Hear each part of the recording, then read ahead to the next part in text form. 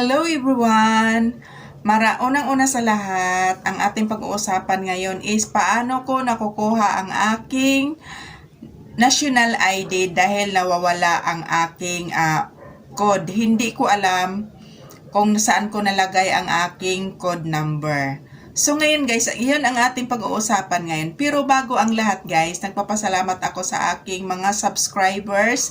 Hindi ko man kayo kilala pero very thankful po ako, na-appreciate ko yung pag-subscribe niyo sa aking channel. Maraming salamat po sa inyong lahat. Hindi ko po mabubuo ang aking channel kung wala kayong lahat sa nagsasubscribe sa aking channel. Kaya thankful ako. Maraming salamat sa inyong lahat at sa aking mga viewers. So ang ating pag-uusapan ngayon guys is paano ko nakukuha ang aking national ID na nawala ang aking code. Dahil hindi ko alam kung saan ko nailagay ang aking code. Dahil nandoon pa kami sa Quezon City ngayon. So, finally guys is nakukuha ko talaga siya. Nakukuha ko na ang aking national ID noong isang araw. So, ganito ang proseso. Ituturo ko para lang po ito sa lahat na mga hindi pa alam na nawawala ang kanilang code kasi hindi nyo talaga makukuha ang inyong mga national ID kung wala itong code na to. Ito ang pinakamahalaga sa lahat bago nyo makukuha ang inyong mga code. So, para lang itong video ito, para lang ito sa mga nawawala ang kanilang mga code, kung saan nyo ito kukunin, kung saan kayo magre-request ulit, no? So, kasi ito kailangan talaga ito sa ating national ID. So, very thankful ako sa Valenzuela Post Office kasi syempre pumunta ako doon kasi more than, alam mo kung ilang taon ko ito hinintay. 2 taon mahigit bago ko nakukuha itong aking national ID. So, very thankful ako at nakuha ko na rin sa wakas ang aking national ID. At hawak ko na ang aking apelido sa pagkadalaga, no? So, ngayon guys, ikukwento ko sa inyo kung saan ko ito nakukuha. Kung saan ako nagre-request ulit ng code number sa aking national ID. So, itong video na ito is para ito sa namroblema kung paano nila makukuha ang kanilang national ID or nakalimutan nila or na wala nila ang kanilang code. So, isasabihin ko sa inyo guys kung saan kayo banda mag-request ulit ng inyong mga code. So, pumunta lang po kayo doon sa post office kung saan man kayong lugar. Doon kayo pumunta at doon kayo mag-request ulit ng code. Doon kayo magsasabi kayo doon sa mga, doon ito matatagpuan sa mga nagpaparehistro ng national ID. Doon kayo mag-request ulit. Sabihin nyo lang doon sa mga secretary or doon sa mga katiwala or doon sa mga nagtatrabaho. Sabihin nyo doon, ma'am, pwede ba akong mag-request? Ma'am, sir, pwede ba akong mag-request ulit ng code sa aking ID dahil nawawala. So, ngayon,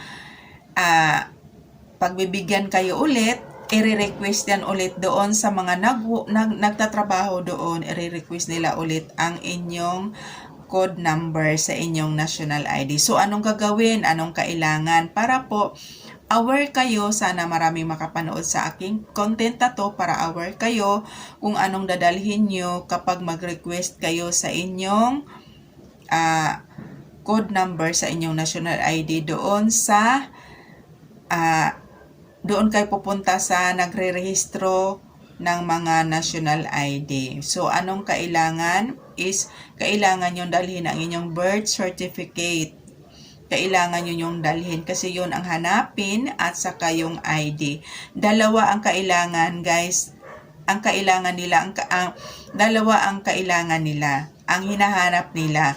Bago kayo maka-request ulit ng code number sa inyong national ID. Kasi ito yun ang titingnan kung talagang ikaw ba talaga yan. Doon sa birth certificate mo. Dadalhin mo yung birth certificate mo at saka ID mo kung mayroon kang ID, dadalhin mo yun. Kasi yun yung ipapakita mo doon kung mag-request ka ng kung mag-request ka ulit ng code number sa inyong national ID. So, yun yung kailangan. At saka, ilalagay nyo ang inyong complete address at saka number 1 ang cellphone number. So, yun yung isi-share ko lang kasi yun yung hinahanap sa akin. Nag-request ako ulit ng code number, so ang hinanap sa akin is birth certificate at saka ID. Yun yung hinanap nila. At saka ilagay mo na rin yung complete complete address mo kung saan doon nila makikita na taga roon ka talaga. Or ikaw ba talaga yung may-ari ng national ID? No? Ang pangit-pangit ko pa dito. Pero okay lang. At least nakuha ko na yung national ID ko. At mayroon ako national ID. So, yun yung isi-share ko sa inyo guys. Na para sa lahat na namroblema or nawala ang kanilang mga code number sa kanilang mga national ID. So, doon kayo pupunta sa post office. Doon kayo pupunta sa nagre-rehistro ng mga national ID. Doon kayo mag-request ng inyong mga code number sa inyong mga national ID. So, hindi yan sa makukuha. Kapag magre-request kayo guys, depende kasi yan sa mga assistant doon sa mga kung kailan. Kasi sa akin, nakukuha ko siya ng 2 linggo kung hinihintay siya. Kasi hindi naman tayo tayo lang ang asikasuhin. Siyempre, maraming nagpaparehistro, marami silang inaayos, at saka siyempre ipo-forward pa yan doon sa main office kung saan tayo kinukuhaan ng ating mga national ID. So, hihintayin natin guys ang 2 linggo bago tayo bumalik ng post office bago natin makuha ulit ang ating code number sa ating mga national ID. So, yun lang yung aking isi-share kasi syempre, ito kasi ang pinagdadaanan ko kasi nagproblema ako. Pagpunta ko nung first week, nagtanong ako doon, sabi ko, saan ko makukuha ang aking national ID. So, tinuro ako doon sa Valenzuela ng post office sa POD. Tapos, pagdating ko doon sa POD, wala doon ang hinanapan ako ng aking code number. Sabi ko, nawala ang aking code number, hindi ko alam kung saan ko na nalagay. So, sabi niya sa akin, ma'am, mag-request ka ulit doon sa baba, doon sa kung saan nagpaparehistro yung mga tao o saan kukuha ng mga national ID. So, doon ako nag-request. Sa awa ng Panginoon, naghintay ako ng 2 linggo bago ko siya binalikan. At nung isang araw, syempre, wala doon yung aking national ID at saka doon pala nakikita kung ilang beses na hinatid sa inyong tinitirhan ang inyong national ID. Sa akin guys, 3 beses na pala ito na hinatid dito sa tinitirhan namin. Kaso lang wala ako dito that time kasi nandun ako sa Quezon City kasi doon pa nag-aaral ang aking anak. So doon kami nag-stay sa Quezon City noon, kaya worried ako kasi dumating na yung ng anak ko, national ID ng anak ko, sa akin wala pa. So, ang ginawa ko, nagtanong ako sa barangay, tapos wala sa barangay. So, ang ginawa ko is pumunta ako sa post office. Kaya doon ko nalalaman na pagkuha ko ulit ng aking code number na 3 beses na pala hinatid dito sa bahay pero wala ako dito. Kaya malalaman natin kung ang ating national ID is hinatid na ba sa ating bahay or hindi pa. Doon sa pag-request natin ulit ng ating code number. Kaya yun guys, na madali lang. Sana mayroon kayong natutunan sa aking video ngayon. Kung paano nyo kumuha para hindi na kayo mahirapan. No? Basta, pumunta kayo sa post office kung wala sa barangay. Kasi kapag sa barangay is, house to house yan . Ngayon, kung wala pa, kasi sa akin, hinihintay ko siya ng 2 taon mahigit bago ko siya nahawakan. So, kaya yun lang guys, yun lang yung ko sa mga hindi pa nakakakuha ng mga national ID or nakalimutan nila nawala nila ang kanilang mga code numbers. So very simple lang guys, pumunta kayo doon sa nagparehistro, doon kayo mag-request ulit ng code number. At sa ngayon guys, hawak ko na ang aking national ID at thankful ako kasi hawak ko na siya talaga hawak ko na siya talaga. So kaya sana maunawaan niyo ang aking video. Sana mayroon kayong matutunan sa aking video ngayon. At siyempre, sa next video ko, isi-shoutout ko yung aking mga subscribers na nag-subscribe sa aking channel. Maraming salamat sa inyong lahat. Thank you so much.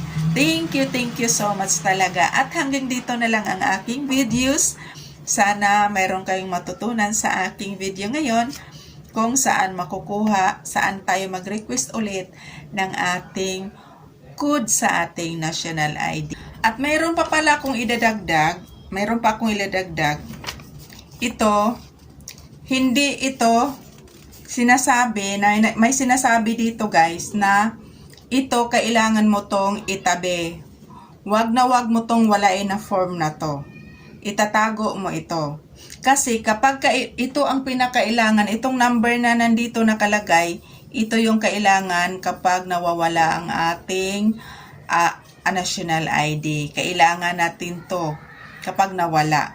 So, kailangan natin to nakalagay dito na kailangan itago, hindi itatapon, do not throw. Do not throw away this letter. Yan ang nakalagay dyan. Do not throw away this letter. Kasi itong number na nandito ay kailangan ito dito. Kasi nandito yung mga PSA, nandito lahat nakalagay. Kung in case emergency, mawawala ang ating national ID. Ito yung ipapakita natin doon sa PSA. Ito yung hahanapin nila sa PSA kapag nawala ang ating national ID. So kapag hawak natin ito, kung nawala ang ating national ID, pwede natin maklaim ang ating national ID. Pwede tayong pumunta ulit doon sa PSA, sabihin natin na nawala ang ating national ID at pwede tayo request ulit. So, itong form na to guys, nakasaad dito, nandito lahat ang nakasaad sa mga may hawak na nito. So, nandito nakasaad lahat ang ating mga nakalagay dito lahat. Nandito nakasaad lahat. So, kailangan natin siyang itago, wag natin siyang itapon. 'Yun ang nakalagay dito. 'Yun ang nakasaad dito guys. Sa na hindi natin siya pwede itatapon, kailangan natin siyang itago. So, ingatan natin to guys kasi kailangan to. No, malay mo, someday may pira ito. Hindi natin alam, di ba? Kasi narinig ko na itong kung mayroong sino yung may mga hawak ng mga national ID, sana totoo guys, mali ba diba? Pero last year daw, narinig ko sa mga mayroon na daw nakakakuha dito sa dito. Mayroon daw nakakakuha yung nakaraang taon sa ganito, may nakakakuha daw ng pera. Malay mo diba? Hindi natin alam. So, kailangan talaga natin itong itago. Wag natin itong itapon sa mga lahat-lahat. Sana may makapanood nito sa aking content, sa aking videos, na ingatan natin itong form na to at wag natin itapon. So, kailangan natin to in case kung mayroong mag-aano sa ating national ID ay malalaman dito. So, hanggang dito na lang guys. Bye-bye everyone at Merry Christmas sa inyong lahat guys at maraming salamat.